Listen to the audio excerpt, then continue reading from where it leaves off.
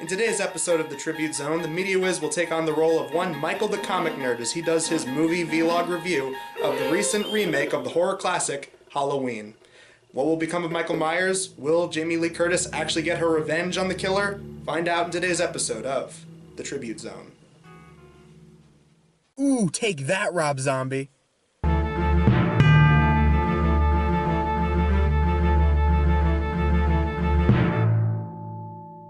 Hey everybody, welcome back. I've been away for a little bit, and sadly I don't have anyone recording with me. But I just got out of Halloween 2018. I heard lots of buzz about it, a lot of people saying it was great, and I saw it, and it's pretty good. In terms of Halloween sequels, it's easily one of the better ones we've had. As a remake, it's a lot better than the fucking Rob Zombie ones. But yeah, I was looking forward to the film when I saw the trailers. I heard good things, and I was pleasantly surprised. It was a little played out, but we'll get into that as we go. I thought some things could have been done a little bit better, but yeah, let's get into it. The overall story, it's basically half remake, half sequel to the original film. Like, basically the segments near like the middle of the movie when you actually have Michael going around killing all these babysitters and all these other people. That's basically from the original film. But where it comes off as a sequel is the fact we have Laurie Strode coming back, once again played by Jamie Lee Curtis, and basically it picks up that she has been divorced twice. She has a daughter and a granddaughter, and the granddaughter seems to like Laurie, thinks that she might be onto something with her whole Michael Myers conspiracies, and her daughter, played by Judy Greer, who I was surprised to see her in this, and she was actually really good in the role.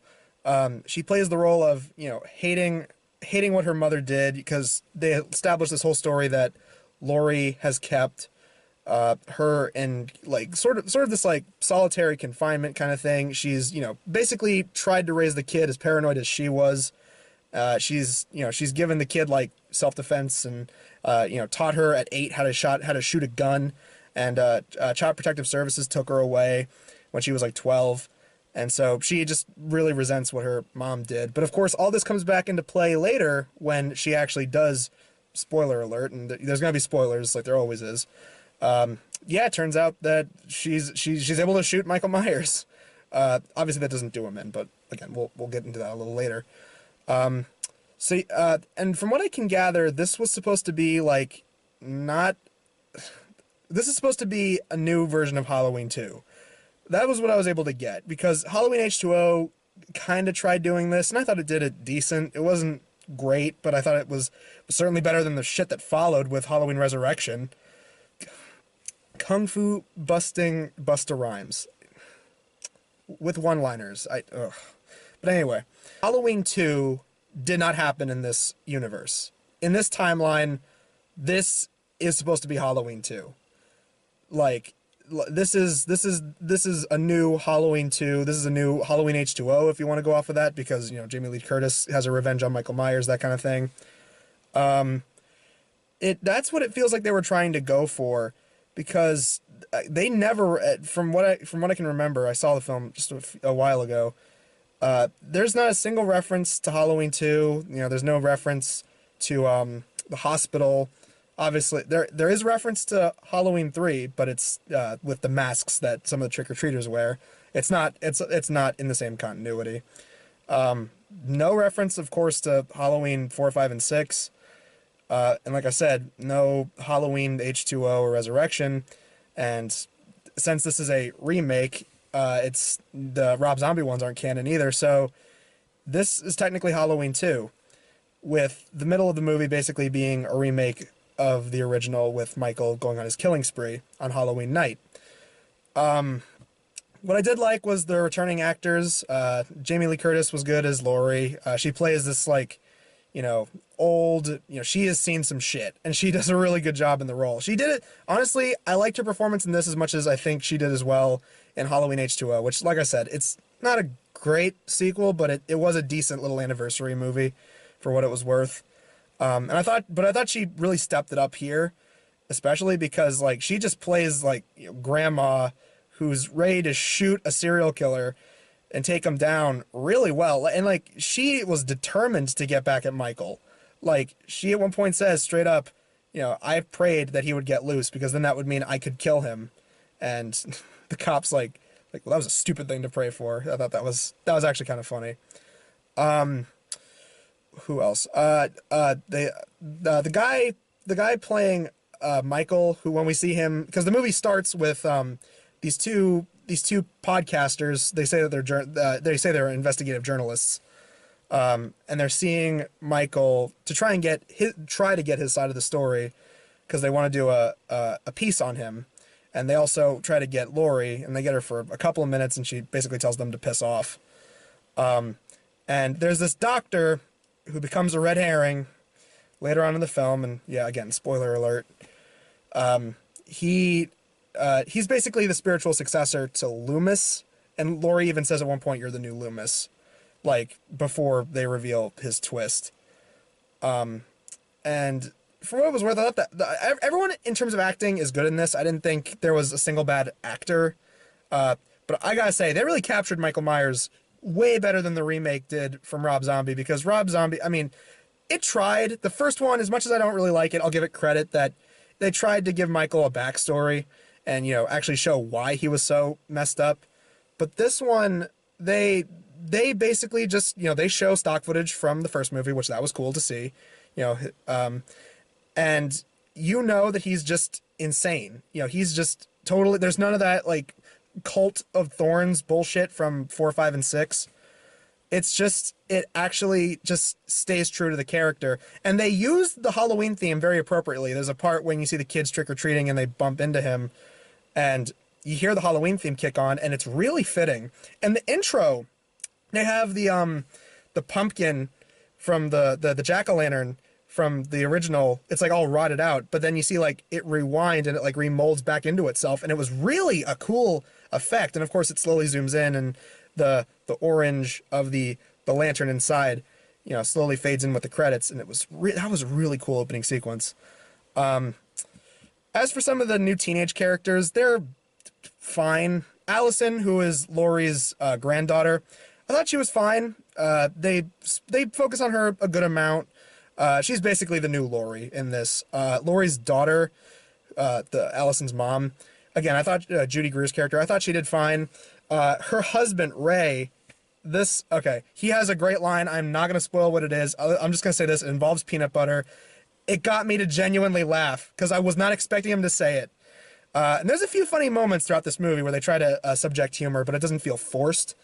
And it's pretty funny. The interactions, this is probably my favorite little scene of chemistry in this film, is you see one of Allison's friends is babysitting. So obviously, she's going to be one of Michael's victims. And she's babysitting this kid. And he's like, I've had better babysitters than you. I'm here clipping my toenails, and you're talking to your friends, you want to smoke weed, and she's like, no, we were talking about abracadabra, it's a magic trick, it's weed, I'm not stupid. And it's like, yeah, well, if you try to rat me out, kid, I'm gonna tell your parents about your browser history. I thought that was great. Their interactions are great, but of course, like I said, she ends up dying. Allison's this other friend of Allison's, who is this boy. They basically, because Allison has a boyfriend at the beginning who, that whole scene was pointless. That whole subplot, because it turns out he's cheating. They seem very loyal together, but then he's kissing another girl when they're at the Halloween prom. And they're dressed up as Bonnie and Clyde, gender bent Bonnie and Clyde. And he's making out with this other girl, and he tries to pull the, I need you, babe, kind of motif on her, and it doesn't work. She storms out in a huff. And he's like, oh man, I fucked that up. And you never see him again. That was the whole weird thing about it, is like, that subplot just felt bizarre. And it leads to this other boy who is friends with that guy. And he tries to swoop in, basically. He's a vulture. He tries to get in with Allison. He compliments her a lot, and he's like, you want to kiss? And she's like, no. Like, we're just friends, dude.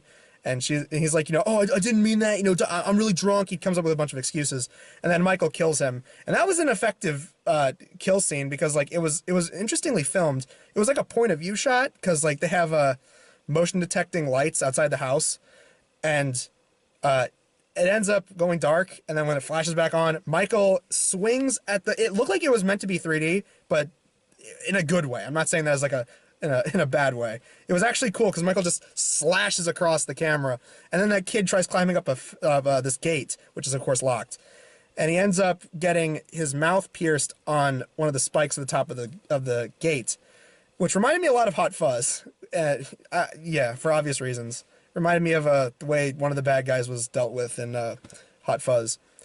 Okay, so as for some more in-depth spoilers, if you want to skip the spoilers, then hit the timestamp. It's either on screen or it's in the description. The Doctor character we mentioned earlier, the spiritual successor to Loomis, turns out that he is so obsessed with Michael Myers, he at one point kills the sheriff. After they run Michael over, and you think Michael is dead at this point, he basically says that he's just so fascinated with Michael Myers and the human spirit of evil that he wants to take Michael and examine him and see how he does and blah, blah, blah, blah. So yeah, it turns out that guy's evil. And he ends up getting killed later when Michael comes to, because, of course, just running over Michael Myers does not do him in right away. And neither does, assumingly, neither does the way he was killed off at the end. And again, we'll get to it. But that, I'm mixed on that, because it's like, I thought it was a decent twist. I didn't see it coming, because I didn't read the Wikipedia. I wanted to go in blind. I wasn't expecting it. But then, and I gotta say, it was, he's, because he killed the sheriff in cold blood, stabbed him in the neck with like a ballpoint pen. And so, and he gets his head stomped in by Michael. So that whole part, it was just interesting because it's like, I didn't expect it. But at the same time, I feel like it was kind of unnecessary, but I'm glad that they did it because it felt like a decent change of pace. But it was weird because it felt like what they were trying to do with like Halloween 5 and Halloween 6 when they had Loomis, hold Michael's niece, out, and he's like, come and get her, Michael. Like he's using a little girl to bait a serial killer. And then they, like, one of the endings to, I think both the endings of Halloween 6 imply that that Loomis was to be the next Michael Myers. That just was weird to me. But so that doctor guy, he gets killed off. Another funny scene, because I just remembered it because it happens a little bit later. Is these two cops, they're talking about sandwiches, and he has a brownie. One of them has a brownie in his like little lunch pail, and I thought that was funny. That was a good scene. And those guys died. There's some decent gore effects in this movie. Like, holy crap!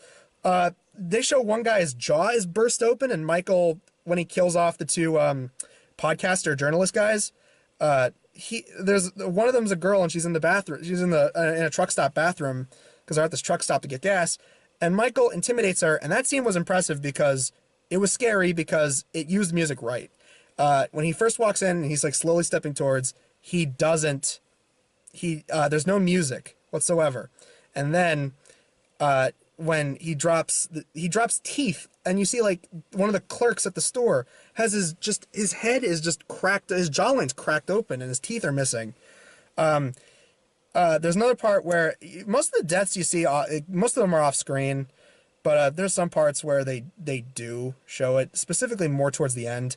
But the way the cops die, one of them has their head caved in, and one of them has their skull ripped out, and their head's used as like a jack-o'-lantern. It was genuinely frightening. And here's the thing too, this movie does right, is most remakes of this type, the Nightmare on Elm Street remake from 2010, Friday the 13th reboot in 2009, a lot of them just make the main characters generic douchebag teenagers. And some of the characters are like that, but most of them in this remake are likable. And so there is a sense, like, you actually do feel for the characters when some of them get killed off. Like, Ray, Allison's dad, he ends up getting killed by Michael, and like that's when it's just like, shit, like, you actually think that Laurie's daughter, or maybe even Laurie. I was at one point thinking Laurie was gonna die, but no. Like Laurie is one of the all three of the remaining people in the film. Laurie, her daughter, and Allison. They're the ones that they all get one good blow in for Michael. Laurie shoots Michael. So does her daughter. And when they're trying to get out of the basement cellar, Michael tries grabbing Allison by the leg, and she has like a knife. Or no, it was either, I forget if it was like a knife or a piece of broken glass. It's slipping me right now.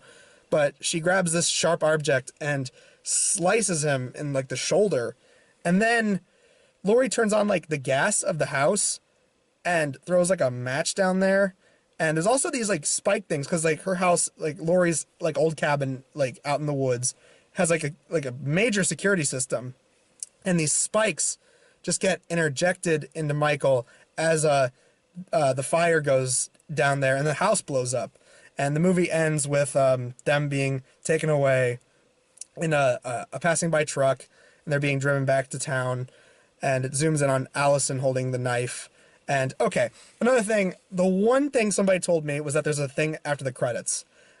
Spoiler alert, it's basically the same thing as It, where they had Pennywise laughing, except here it was Michael breathing. So that might lead to a sequel. And that's another thing I'm curious about, because the ending to this was sort of open-ended, but to be fair, so was the first one, and they didn't even think they were going to make a sequel to that, but it did so well, it led to the original Halloween 2. So here we have another kind of open-ended sequel, and again, considering how well this did, it might get a sequel.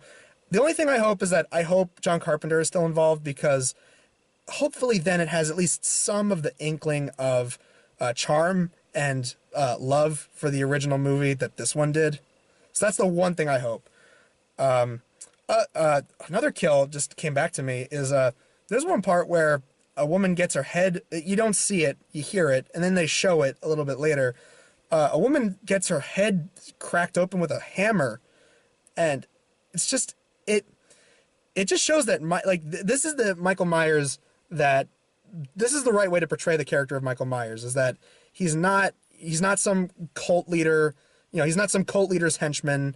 He's just a batshit insane serial killer, and it was the right way to go about it. Is like, he doesn't really have motivation. He's just an unstoppable killing machine. And I thought that they did a good job, and Laurie's character, I thought they did a good job expanding upon some funny moments, some good gore effects, some genuinely good scares, not a lot of jump scares. There's a couple, but it wasn't enough. It was none of the bullshit you see with fucking Slender Man, and this is a way better fucking remake than the Predator shit we saw earlier in the year. Fuck that. I just realized the thing went off. There we go. But yeah, all in all, thoughts on the movie itself. Really good. I enjoyed it. Again, some stuff I was kind of iffy on. Some things I thought didn't really go that well. Some things felt a little pointless. But other than that, Halloween 2018, I think, is quite possibly one of the better Halloween movies that we've had in quite a while. As a sequel, I think it does well. As a remake, I think it does fine. Yeah, that's basically all I can say is Halloween 2018. I thought it was pretty good. Before I get to trailers, because I had them up on my phone, because I had a couple of them and I needed to remember. Brief little thoughts on audience members. The audience was pretty packed in that theater, I got to say. There was a lot of people that were ready to see this, which makes sense. This is the opening weekend, and the movie is doing fucking well. Like, it's number one in box office right now. So it's there was a guy who worked at the AMC that I went to. He was a janitor. And as I was walking out, he was like, oh, was it any good? I was like, oh, it was really good, yeah. And he's like, oh, I can't wait to see it. I'm like, oh, I don't think you'll be disappointed, man. So to that AMC employee, that AMC janitor, I hope you did enjoy this movie. I hope you had fun. The audience, there was like some coughs and sneezes, which I don't mind. I mean, if you can tell, I'm getting over a cold myself. I have a sore throat and I've been sneezing a lot. The one weird thing about this, and I'm not making this up, this was just shocking to me. Someone brought their baby. Yes, someone brought their baby, which is funny because when I walked into the theater, there was a little sign out front that said, Halloween is a rated R film, no one under 17 is allowed. How those people got their baby in that theater, I will never know. But it was like, at one point, like, the baby was crying all throughout. It was like, usually like, it lasted like a minute or two.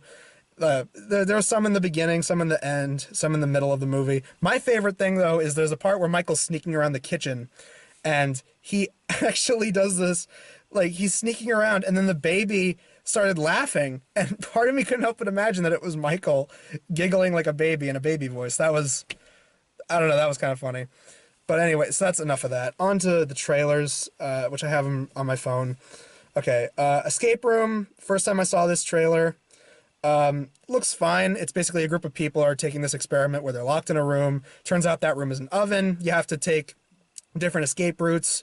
Like one leads to like an Arctic room. Slowly people get killed one by one. It kind of looks like Belko Experiment and Saw and like movies like that. It's a social experiment, bro, of movies. And at first I was like, this is kind of an interesting premise, but then I saw it was meant for January, and I'm like, okay, this is going to fucking suck. Oh my god, this, if you know what, if it's so bad it's good, it could quite possibly be the next Bye Bye Man. We'll see. You know, maybe it won't be the worst thing out at the time, but it's January, so I wouldn't have my hopes up. Widows, talked about this a little bit before. Viola Davis looks awesome in the movie. The movie just kind of looks mediocre. It could be good. Mid-90s. This one was interesting because mid-90s, this is an A24 movie, and it's directed by Jonah Hill. And it, from the cinematography in the movie, it actually does look like one of those retro old, like, VHS tape shot on video films you would see in the 90s. And it was interesting. The cinematography looked good. As for the story, it looks good. I don't know. It's about a kid, and he was really into skateboarding, and he's from the inner city, and so his life is pretty tough. I don't know. It could be good. A lot of the reviews that were talking about it in the trailer said it was great. They said Jonah Hill was actually a really good director. So, well, I'll see how that turns out. Pet Sematary. Hopefully that's good. I think the reason that they're going to do it is because it was really popular, and of course it's getting a sequel next year. So Pet Sematary, hopefully it's good. I mean, if it has the same charm that it had, I think it can turn out really well. Glass looks interesting. Split was for me, but actually Glass, hopefully this does good. It is an interest. It might be one of the better M. Night Shyamalan movies as of late, because we actually get to see, you know, the characters from Unbreakable. You know, we get to see the guy from Split. We get to see Sam Jackson and Bruce Willis reprise their roles from Unbreakable, and it did look like an interesting story. It actually does look like M. Night Shyamalan is actually trying to make an actual movie again, and not just, you know, muscle his way through with crap like the fucking Last Airbender movie. But anyway, The Curse of I'm totally gonna get this name wrong. The Curse of La Lorna. I don't know how. Yeah. Basically, the trailer has this woman. There's a crime scene. She goes to investigate. She has a little boy and a baby girl in the back. The boy steps out, sees a ghost or a demon or something. And the actually one effective scare in the movie was there's a part where the kid gets back in the car and the windows start rolling down. And at one point, I think the mom gets back in the car, and then like the demon pops out by her window, and it actually was scary. So. But other than that, we'll see how it turned out. At least it wasn't really, at least it's not a January release as far as I remember. So, there's that. Captain Marvel, hopefully it does good. You know, Marvel seems to be on a roll with all their movies. I'm cautiously optimistic about this one. And lastly, Happy Death Day to You, which seems to be carrying in the tradition of the last one, in that it's trying to be a horror comedy. Had some funny moments. Hopefully it can be, mildly entertaining like the first one. Honestly, kind of surprised this is getting a sequel. I didn't expect Happy Death Day to get a sequel, but there you go. And that's all the trailers I got. So yeah, as for what I'm going to be reviewing next week, and again, hopefully I can get somebody to join me. God, I actually don't know what we're gonna be doing. We have a couple of movies coming out. Oh my God, we have a bunch of different stuff. We'll see what we end up doing for next week. But anyway, guys, that's the end of the review. Yeah, Halloween, really good sequel, good remake, very entertaining movie. So yeah, I'll see you guys in the next video. Bye. Tune in next time for the finale of this year's Tribute Zone as we take a little trip into the long box of the damned with little Ed, Edd and Eddy fan horror comic. Next time on the Tribute Zone.